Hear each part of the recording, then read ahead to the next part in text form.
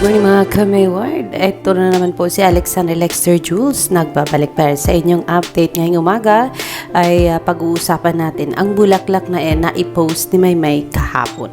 But before that, sa mga hindi pa po subscribers ng aking channel, kung hindi nyo pa po na-subscribe ang aking channel, nako, i-subscribe nyo na yan po at wala pong katapusan ang update natin about Maymay Entrata, Edward Barber, at sa lahat ng mga kaibigan ni Maymay and Edward. Yes, going back to our topic today, this morning, pag-usapan natin yung bulaklak nga na na-post ni Maymay kahapon. There are two versions of claims na kung sino daw ang nagbigay ng bulaklak. Actually, tatlo po.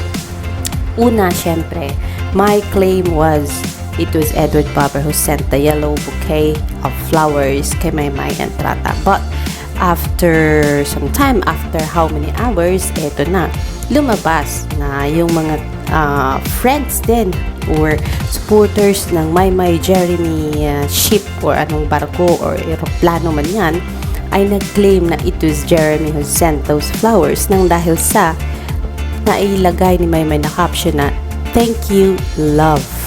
Nako, ang sabi nila, si Jeremy daw po. Baka si Jeremy daw po ang kasintahan ni Maymay. But hindi po nagpapatalo ang mga Maydon Delulu fans kasi gamit ang isang video clip. Sabi nila, dahil si Donnie Pangilinan ay naka-mention ng some kind of love sa isang interview. I think it was with Vice Ganda. Nakita ko yung clip kanina, hindi ko lang mahanap ulit dahil sa wala tayong signal dito sa kinaroroonan natin ngayon. And by accident ay may nakuha rin silang clip na si Maymay ay nag-mention ng love. So pinagtagni-tagni ng Delulu fans syempre just to make their hearts happy and to make their assumptions na parang concrete. So they are saying na it is Donnie Pangilinan who sent those flowers to Maymay and it is Donnie na siyang kasintahan ni Maymay nga ba? Naku, ano ba talaga Maymay? Makasintahan ka na ba talaga? O may nagpapasaya lang sa puso mo ngayon mga panahon ito?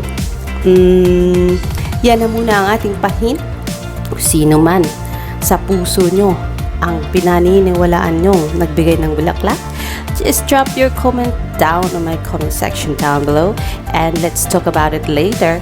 And if I have time, I'm gonna, of course, give my response onto those kung meron man po.